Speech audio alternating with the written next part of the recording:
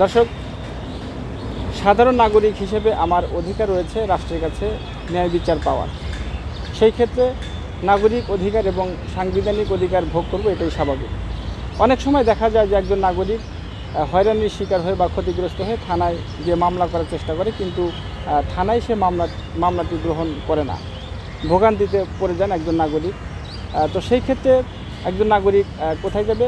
আজকে এই বিষয়ে আইনের টুকিটাকি অনুষ্ঠানে কথা বলবেন সুপ্রিম কোর্টের আইনজীবী অ্যাডভোকেট ফরহাদউদ্দিন আহমেদ ভূঁইয়া। ভাইয়া, তো আমি জানতে চাইব যে অনেক সময় নাগরিক বিভিন্ন সমস্যার কারণে হয়তো থানায় যান বিভিন্ন অভিযোগ নিয়ে, অনেক সময় থানা পুলিশ সেই মামলাটি গ্রহণ করে না, তখন কিন্তু উনি একটা সমস্যায় পড়ে যান। তখন আসলে উনি কোথায় যাবেন? এই বিষয়ে সংবিধানে কী বলা আছে বা মৌলিক অধিকার থেকে আমি বঞ্চিত হচ্ছি কিনা? ধন্যবাদ আপনাকে। অত্যন্ত বার্নিং একটা কোয়েশ্চেন করেছেন, ওয়েল টাইম কোয়েশ্চেন। এটা আমাদের দেশে লিটিগেন্ট পিপল, আমাদের দেশে যে কমন পিপল বা সিটিজেন আছেন তারা এটা এভরি নাও অ্যান্ড দেন তারা এনকাউন্টার করে, এটা ফেস করে, অবস্ট্রাকল এটা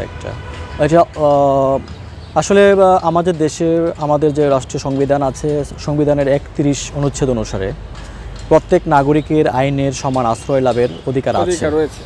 আইনের আশ্রয় নিতে গিয়ে যদি আপনি সেই আইনের আশ্রয় নেওয়া থেকে যদি বঞ্চিত হন, আপনাকে বারিত করা হয়, আপনাকে যদি কোনোভাবেই যদি আপনাকে আইনের আশ্রয় লাভ থেকে যদি আপনাকে সরিয়ে দেওয়ার চেষ্টা করা হয় বিভিন্নভাবে, এইটাও এক ধরনের অপরাধ। এটা ল এনফোর্সিং এজেন্সি মেম্বার্স, মোর পার্টিকুলারলি পুলিশ স্টেশন করতে পারে না, কোনোভাবেই করতে পারে না। কগনিজেবল অফেন্স হলে ওনারা এটাকে মামলা হিসাবে এফআইআর করবে, এজাহার হিসাবে নেবেন। আর যদি নন কগনিজেবল অফেন্স হয় তাহলে সেটা জেনারেল ডায়েরি হতে পারে, নন এফআইআর হতে পারে। এটাকে তদন্ত করবেন ওনারা, করে তারপরে ওনারা প্রয়োজনে এফআইআর ভুক্ত করবেন। তারপরে চার্জশিটের ব্যাপার থাকে, পুলিশ রিপোর্টের ব্যাপার থাকে, অন্যান্য বিষয়গুলো প্রসিডিউর তো আছেই। যাই হোক, যেটা বলছিলাম যে কোনোভাবেই আমাদের এই সমস্ত কর্মক্রিয়া যদি তারা অবলম্বন না করেই তাকে ফেরত দেয়, কিছু করার থাকে না, নিরুপায়, সে কোথায় যাবে? Total violation of the fundamental rights as guaranteed under article 31 of the constitution. এইটা কমপ্লিটলি ভায়োলেশন যদি কেউ করে।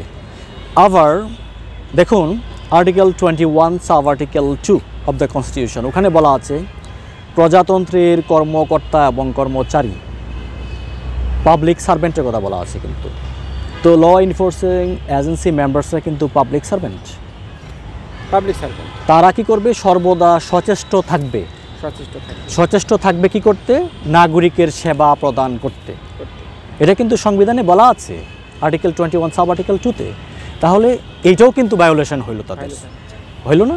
তো এই দিক থেকে এই যে আপনার আর্টিকেল 31 এবং আর্টিকেল 21 সাব আর্টিকেল 2 এটার ব্যত্যয় ঘটা হলো। তাহলে তাদের তো আসলে এই ধরনের চাকরিতে থাকার অধিকার নেই। যদি মানুষের মৌলিক অধিকার, সংবিধানে প্রদত্ত অধিকারকে যদি ওনারা বিঘ্নিত করে। না, আমি একটু যোগ করবো, সেই ক্ষেত্রে কিন্তু অনেকে আবার ভুয়া ইনফরমেশন নিয়েও মামলা করতে। হ্যাঁ, যদি ভুয়া ইনফরমেশন দিয়ে মামলা করতে হয় তাহলে তাদেরকে তদন্ত করতে হবে।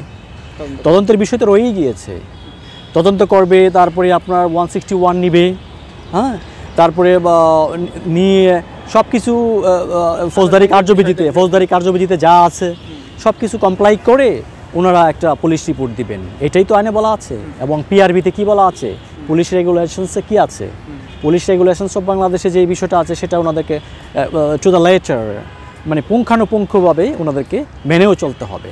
হ্যাঁ, মেনে চলে এইটা কাজ করতে হবে। আর আপনি যেটা বলছিলেন যে যদি আসলে নাই করে তখন কি করবে? আমি কোথায় যাব? নাগরিক হিসাবে অবশ্যই যদি থানায় কোনো মামলা না নেয় তাহলে অবশ্যই নেক্সট রিসোর্ট হচ্ছে আপনার আদালতে চলে যাবেন। আমরা জানি বিজ্ঞ আইনজীবীদের মাধ্যমে যেতে হবে। এখন যদি আপনি হন, আনপ্রিভিলেজড হন, আপনি যদি আসলে দরিদ্র হন, দুস্থ হন, অসহায় হন, আপনি আইনজীবীর খরচ বিয়ার করতে পারবেন না, মামলা এফোর্ড করতে পারবেন না, প্রত্যেকটা জেলাতেই জাতীয় আইনগত সহায়তা সংস্থা থাকে, লিগ্যাল এইড থাকে, ওখানে যাবেন।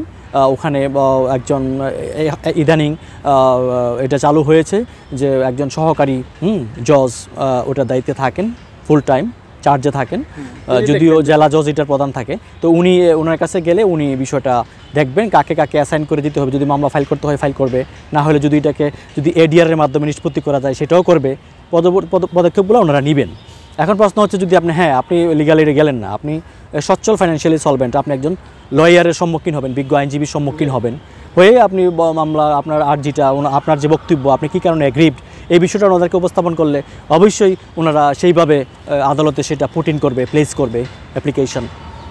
এখন প্রশ্ন হচ্ছে যে কোন আদালতে কোন জুরিডিকশনে কিভাবে করবেন সেটা বিজ্ঞ আইনজীবীরা আসলে দেখবেন। আপনার দরকার হচ্ছে আপনি একজন বিজ্ঞ আইনজীবীর শরণাপন্ন হওয়া হলে ওনারা আসলে কার জুরিডিকশন কোথায়, আসলে সিভিল মামলা দেওয়ানি মামলা কোথায় করতে হবে, আসলে ফৌজদারি মামলা কোথায় করতে হবে, এই রিট কোথায় করতে হবে, বা যে কোনো বিষয় কোথা থেকে আসলে জুরিডিকশনটা শুরু হবে, বিশেষ করে ক্ষমতা সেটা তো আইনজীবীরা বুঝবেন। এটা আপনাদের এই বিষয়ে মাথা ঘামানোর প্রয়োজন নেই।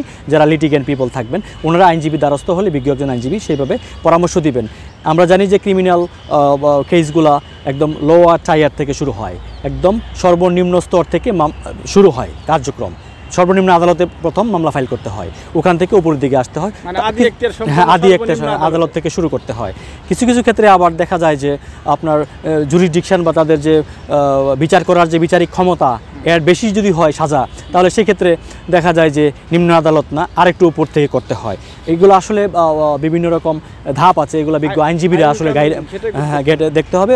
আইনজীবীরা আসলে এই ব্যাপারে অ্যাডভাইস করবেন লিটিগেন্ট পিপলদেরকে। এই হচ্ছে বিষয়টা আর কি। তো আমি যদি একজন নাগরিক হিসেবে ধরেন আমি থানায় গেলাম মামলা করার জন্য, সেক্ষেত্রে তিনি মামলা নিলেন না, আমি চলে গেলাম কোর্টে। জি। তো এই যে আমার মামলা নিলেন না, আমি সময় নষ্ট হলো বা আমি হয়রানির শিকার হলাম, সেই ক্ষেত্রে আইনে কোনো কিছু বলা আছে? হ্যাঁ, আপনাকে যে হয়রানি করলো সেই ক্ষেত্রে কোর্ট ইচ্ছা করলে, যে কোর্টে আপনি এটাকে পুট ইন করলেন বা প্লেস করলেন, কোর্ট ইচ্ছা করলে তাকে কিন্তু সমন দিতে পারে যে আপনি কেন এই কাজটা করলেন না। ডাইরেক্ট অর্ডার দিবে যে পারে, এবং আদালতে সেই ইনহেরেন্ট পাওয়ার আছে। আর আরেকটা বিষয় হচ্ছে যে আপনি পুলিশের বিরুদ্ধে কিন্তু অভিযোগ দেওয়া যায় ডিপার্টমেন্টাল প্রসিডিংস স্টার্ট করার জন্য। পুলিশের ডিসিপ্লিন শাখায় আপনি অ্যাপ্লিকেশন দিতে পারে যে কোনো সংক্ষুব্ধ ব্যক্তি দিতে পারে যে আমার এই করা হচ্ছে না। পুলিশ হেডকোয়ার্টারে কিন্তু সিকিউরিটি সেল আছে, তো ডিপার্টমেন্টাল প্রসিডিং যদি এদের বিরুদ্ধে নেয় পুলিশ দিতে পারে, নিচ্ছে না যে তা না। পুলিশ ডিপার্টমেন্ট এখন সচেতন, এখন নিচ্ছে, অনেক নিচ্ছে। তো জনগণ তো সচেতন না, যে জানে না যে পুলিশের বিরুদ্ধে যে অভিযোগ করা যায়। এটাও কিন্তু একটা বিষয়। পুলিশের বিরুদ্ধে কিন্তু লিখিত অভিযোগ দিলে এই বিষয়টা তদন্ত করে কিন্তু এদের বিরুদ্ধে ডিপার্টমেন্টাল অ্যাকশন নেওয়া হয়। অনেক সময় জনগণ গিয়ে সেখানে বিষয়টি হেনস্থার শিকার হয়, মানে সঠিকভাবে উপস্থাপন করতেও ব্যর্থ হয়। এটা আসলে সেই ক্ষেত্রে আপনি কি বলবেন যে নাগরিক এবং পুলিশ উভয়েরই একটা কোঅপারেশন প্রয়োজন আছে। সর্বোপরি যেটা বলবো, মানুষের সচেতনতা এবং রাষ্ট্রীয় যে বিভিন্ন মিডিয়া আছে এবং বেসরকারি মিডিয়াগুলো বা গণমাধ্যমগুলো আছে, এগুলোরও কিন্তু ভূমিকা আছে যে এই কোন কোন বিষয়গুলো আইনের কিছু টুকিটাকি বিষয় বা আইনের গুরুত্বপূর্ণ বিষয়গুলো, এগুলো ধারাবাহিকভাবে কিছু কিছু আসলে ফোকাস করা, এক্সপোজ করা, একটু পাবলিসিটির মতো করে শুধুমাত্র বিজ্ঞাপন প্রচার করলেই নয়, বিজ্ঞাপন না, মানুষের জন্য কিছু কাজ করা জনস্বার্থে, এগুলা করা উচিত। রাষ্ট্রীয় পৃষ্ঠপোষকতায় কিন্তু এগুলা করা যেতে পারে। তাহলে আমাদের দেশের যে আসলে বিচার প্রার্থীরা যারা আছেন তারা উপকৃত হবেন এবং ন্যায় বিচার নিশ্চিত হবে। সবচেয়ে বড় কথা, দিন শেষে আমাদের একটাই কথা থাকবে যে ন্যায় বিচার যেন নিশ্চিত হয়, ইকুইটি যেন এনশিওর হয়, ইকুইটি, এইটাই হচ্ছে সবচেয়ে বড় কথা। এটা যদি ল এনফোর্সিং এজেন্সি মেম্বার বলেন বা জুডিশিয়ারিতেও যদি এসে কোনো স্টাফ, ডিলিং অ্যাসিস্ট্যান্ট থেকে আরম্ভ করে সেকশন পিপল যারাই থাকে, তাদের কোনো কারণে যদি ইন্টারাপ্ট হয় তাহলে এদের বিরুদ্ধে ব্যবস্থা নেওয়ার কিন্তু বিধান আছে। এটা কিন্তু আসলে সাধারণ লিটিগেন্ট পিপল নাও জানতে পারে, তাহলে তাদের বিজ্ঞ আইনজীবীদের সাথে বলবে যে আমার এই সমস্যা হয়েছে, আমি এটা করতে চাই, কিভাবে করব, তখন ওরা গাইডলাইন দিয়ে দিবেন, অ্যাডভাইস দিবেন আশা করি। সুন্দর, আপনি সুন্দর পরামর্শ দিলেন। তো দর্শক, উনি যে পরামর্শটি আমাদেরকে দিলেন সেটি হলো যে যখন আমরা থানায় যাব, থানা যদি আমাদের মামলা গ্রহণ না করে, সেক্ষেত্রে আমরা একজন আইনজীবীর শরণাপন্ন হব। যদি আমি সচ্ছল ব্যক্তি হই, সেক্ষেত্রে আইনজীবীর শরণাপন্ন হলাম, আইনজীবীকে ফি দিলাম। কিন্তু আমি যদি গরিব এবং অসচ্ছল হই, সেক্ষেত্রে আমি কিন্তু প্রত্যেকটি জেলাতেই জাতীয় আইনগত সহায়তা কেন্দ্র রয়েছে, লিগ্যাল এইড রয়েছে, সেখানে আমরা গিয়ে আমরা আমাদের বিষয় উপস্থাপন করতে পারি, তারা আমাদেরকে বিনা ফিতে সহযোগিতা করবেন। তো আজকের এই অনুষ্ঠানে সুন্দর পরামর্শ দেওয়ার জন্য আইনজীবী ফরহাদ আহমেদ ভাইকে ধন্যবাদ। ভালো থাকবেন। ধন্যবাদ আপনাকে।